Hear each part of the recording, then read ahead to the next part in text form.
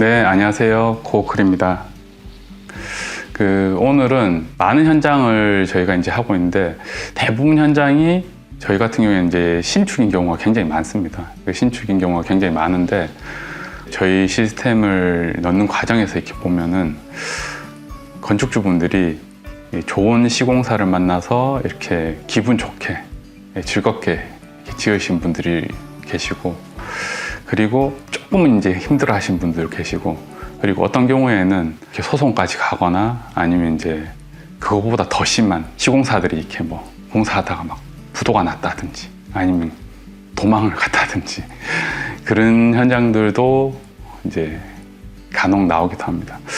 제가 이렇게 많은 현장들을 이렇게 하면서 시공사도 이제 여러 시공사 사장님들이랑 이렇게 한번 뵌 적도 있고 얘기도 해보기도 하고, 그리고 현장 소장님들하고도 이제 소통을 해보면서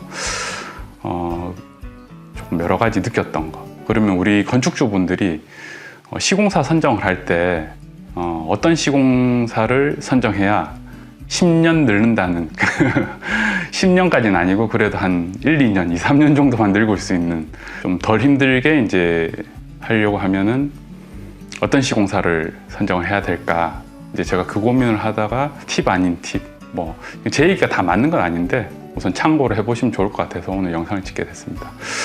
우선 첫 번째는 제가 말씀드리고 싶은 거는 그 시공사 선정하실 때 저는 제 개인적으로는 시공사의 소재지가 명확하게 있어야 된다고 생각합니다. 그러니까 사업자 소재지가 명확하게 있어야 되고 사업자도 있어야 되고, 이제 그 첫 번째 이유는 뭐냐면은 뭐 건설 면허를 가지고 있는 큰 회사들도 있고 그렇지 않은 회사들도 많고 한데 현장에서 이렇게 현장 업무를 보다가 거기서 나와서 이렇게 혼자 하시는 분들 많으세요. 근데 이제 그런 경우에 보면은 사업자 소재지가 불분명한 경우가 많은데, 그런 경우에는 나중에 이제 무슨 일이 생기게 되냐면 무슨 일이 있어서 그분하고 소통을 한다거나 아니면은 이제 뭐 좀 좋지 않은 상황이 돼서 뭐 그쪽으로 내용 증명을 뭐 보낼 수도 있고 뭐 찾아갈 수도 있고 이제 그럴 수가 있는데, 소재지가 불분명한 경우에는 이제 그런 것들을 이제 할 수가 없어요. 그 소재지를 노출시키고 소재지가 있다는 거는 사실은 무슨 일이 생겼을 때 책임질 수 있는 어느 정도의 이제 마인드는 이제 있는 분이라고 저는 이제 생각을 하는 거예요. 그 안 좋은 상황이 되면 도망가겠다, 약간 이런 상황일 수도 있기 때문에 이제 사업자 소재지가 이제 있는 곳을 선택하시는 게 좋을 거라고 생각합니다. 그리고 이제 두 번째는 뭐 이거는 저 말고 다른 분들도 많이 얘기하셨겠지만은 지금 시공되고 있는 현장이나 아니면 시공되고 있는 현장보다는 사실은 시공된 현장이 더 좋겠죠.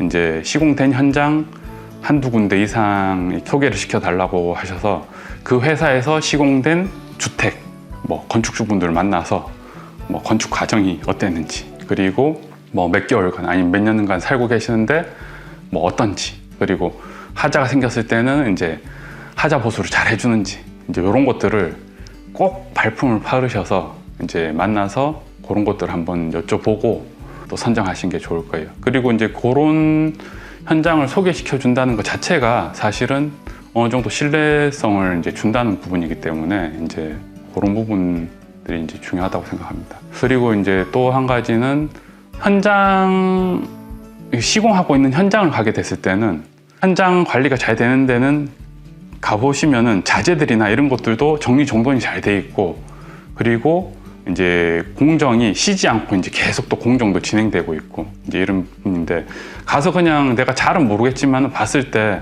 현장이 정리정돈이 잘 돼 있고 이제 자재도 잘 보관이 돼 있다, 이제 이런 것들도 한번 살펴보셔야 될 것 같아요. 그러니까 목재 같은 경우에는 또 비 오면 비를 맞으면 안 되니까 잘 이렇게 또 보관을 해놨는지, 그리고 이제 뭐 예를 들어서 엑셀 파이프 같은 경우에는 이제 바닥에 까는 엑셀 파이프 같은 경우에는 이제 그 자외선에 오랫동안 노출되면은 하자가 생기는 경우가 있기 때문에 그런 것들은 또 이제 햇빛에 노출시키면 안 되는 어떤 부자재들도 있어요. 그러니까 그런 것들, 그리고 정리정돈 이런 게 잘 되고 있는 건지 이제 그런 것들을 현장에서 이제 또 한번 살펴보시면 좋을 것 같고, 또 한 가지는 이제 그 현장 소장님이 사실은 가장 중요해요. 현장 소장님이. 제가 보는 입장에서는 사실은 현장 소장님의 역할을 하시려고 하시면은 건축을 하는 데 있어서 모든 공정을 거의 다 해보셨거나 해보신 분들이 제일 좋아요. 사실은 해보신 분들이 제일 좋고, 해보진 않았지만은 모든 공정을 다 아시는 분이라 해요. 그러니까 100%는 다 알지 못하지만은 80% 이상은 다 아셔야 되고, 뭐 작업들도 하실 수 있을 정도의 어떤 능력을 가지고 계신 그런 소장님들이 좋다고 봅니다. 왜냐하면 우선 건축을 하는 데 있어서는 잘 아시겠지만은 아주 많은 공정들이 유기적으로 순서에 따라서 이렇게 공정이 진행되는데, 그게 문제 없이 잘 시공이 되려고 그러면은 그 소장님께서는 모든 공정을 다 파악하고 계셔야 그 다음 공정에 필요한 부분을 뭐 미리 준비한다든지 이제 이런 것들을 다 검토를 할 수가 있고, 그리고 현장이 진행되다 보면은 이런 부분들이 많이 생겨요. 그러니까 예를 들어서 뭐 목조주택을 짓는 데 있어서 골조를 올리는 팀이 있을 거고, 또 전기를 하신 분이 있을 거고, 설비를 하신 분이 있을 텐데, 각 파트에서 자기 하는 부분을 갖다가 다 한다고 해서 건물이 100% 딱 되는 건 아니에요. 그러니까 그 설명하기는 조금 어려운데, 하다 보면은 비는 부분이 항상 있어요. 조금 비는 부분이. 근데 그 비는 부분을 이게 전기 쪽에서 와서 해줘야 될지, 설비 쪽에서 와서 해줘야 될지, 이런 걸 명확하게 모르게 될 경우에는 이제 그 공정을 하는 데 있어서 좀 미흡한 부분이 생길 수가 있고, 잘 하시는 현장 소장님들은 그 소장님이 그냥 간단한 거는 보기 좋게 이렇게 또 작업을 다 하시는 분들이 이제 많고 한데, 어쨌든 그 많은 공정들이 있고 많은 공정들이 유기적으로 이렇게 바쁘게 이렇게 지나가다 보니까 그 모든 공정을 다 알고 있어야 되고, 그리고 어느 정도는 할 줄도 알아야 됩니다. 그래서 이제 상담을 하시고 하실 때 그 현장 소장님이 그 어느 정도를 이렇게 하시는지, 그리고 어느 정도 작업도 이제 좀 하시는지, 내가 움직인다는 거는 적극적으로 능동적으로 그 현장을 대처를 한다는 거거든요. 그래서 이제 그런 부분도 뭐 이렇게 상담하시면서 현장 소장님께서는 뭐 어느 정도 어떻게 해주시는지, 그리고 그런 부분이 생겼을 때는 대응을 조금 어떻게 해주시는지 궁금한 것들은 다 여쭤보시고, 아, 이분들이 이제 어느 정도 어떻게 해주실 것 같다, 약간 그런 거는 이제 파악을 하시고 또 이제 진행을 하셔야 될 것 같아요.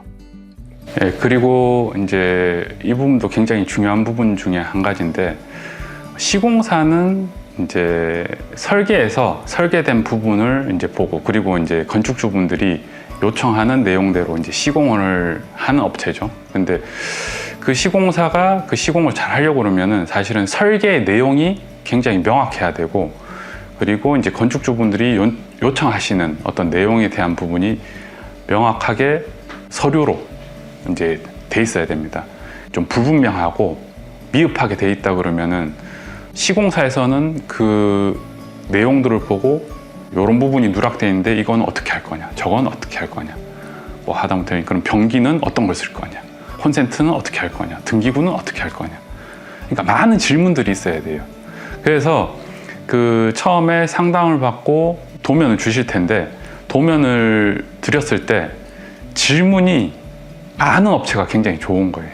별 소리 안 하시고 뭐 얘기하시면 다 된다는 식으로 이렇게 얘기하는 업체들은 나중에 시공하다 보면은 무슨 일이 생기냐면, 이게 빠졌으니까는 요거 비용 또 발생시키고, 이거 도면에는 이게 없었으니까 요건 또 별도로 돈을 주셔야 되고, 이런 문제들이 이제 생기게 되는 겁니다. 그래서 공사 중에 추가 비용이 굉장히 많이 생기게 되고, 그리고 추가 비용을 그때 가서는 과다하게 이제 달라고 하는 경우가 많아요. 그래서 미리 건축주분들이 준비를 잘 하셔야 되는 거는 디테일한 어떤 설계 도면도 필요하고, 그리고 건축주가 그 외에 이제 요구하는 부분에 대한 어떤 자료들도 있어야 이제 시공사분들도 이제 그걸 보고 견적도 정확하게 낼 수가 있고, 그리고 공사하는 데 있어서도 문제들이 없이 이제 되는데, 그렇지가 않으면은 이제 공사하다 보면 추가 비용에 대한 어떤 문제들이 많이 생깁니다. 그래서 그런 부분이 생기면 안 된다는 생각을 가지고,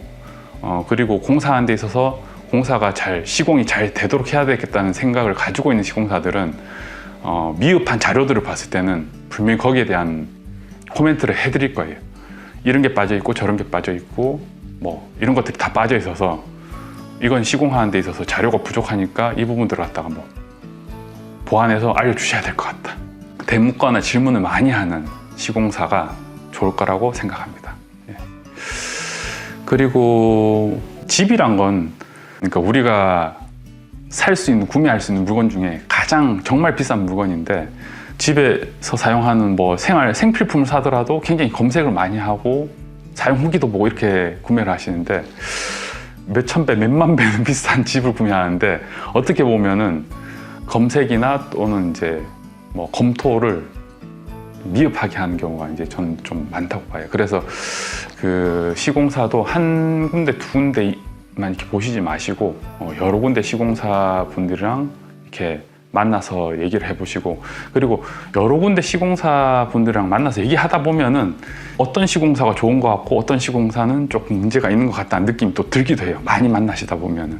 그래서 많은 업체들과 이제 상담을 해보시고 그리고 나서 선정을 하시는 게 가장 좋을 거라고 생각합니다. 그리고 예전하고는 다르게, 예전에는 시공사가 주도권을 가지고 그냥 우리가 집을 이렇게 지어줄 테니까 이렇게 살아, 이런 식이었는데, 요즘은 건축주분들이 이제 원하시는 부분이 워낙 많고, 그런 부분들을 시공사에 이렇게 요청을 했을 때 그걸 조금 귀찮아해 하시는 분들도 있고, 이제 그 요청하신 대로 다 이렇게 요구사항을 들어주시는 분들도 계세요. 근데 이제 뭐 아주 복잡한 부분이 아니고 그냥 단순한 내용인데도 이제 우리는 요걸 요렇게 하고 싶다 얘기를 하는데 거의 다 안 된다 식으로 얘기하시는 분들이 또 계세요.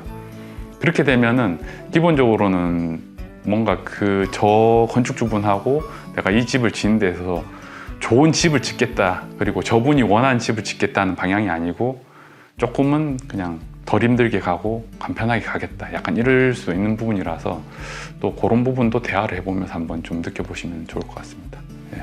그리고 이 이외에도 뭐 여러 가지 뭐 유튜브나 이제 그런 것들 보시면은 좋은 시공사 선정하는 이렇게 팁들이 많을 텐데, 오늘은 그냥 제가 뭐 오랜 기간 많은 시공사들이나 현장 소장님 만났을 때 느낀 점들을 그냥 좀 간단하게 알려드렸는데 도움이 되셨을지 모르겠습니다. 예. 뭐 저희는 우선 냉방, 난방에 대한 어떤 부분을 하긴 하지만 저는 근본적으로 이 건축주분이 이 집을 짓고 정말 기분 좋게 입주하고 행복하게 살 수 있도록 하는데 일조를 하겠다라는 이제 마음으로 하고 있거든요. 그래서 이제 오늘 이런 영상도 좀 찍게 됐습니다. 예, 도움이 되셨으면 하고, 예, 다음에 또 뵙도록 하겠습니다. 예, 감사합니다.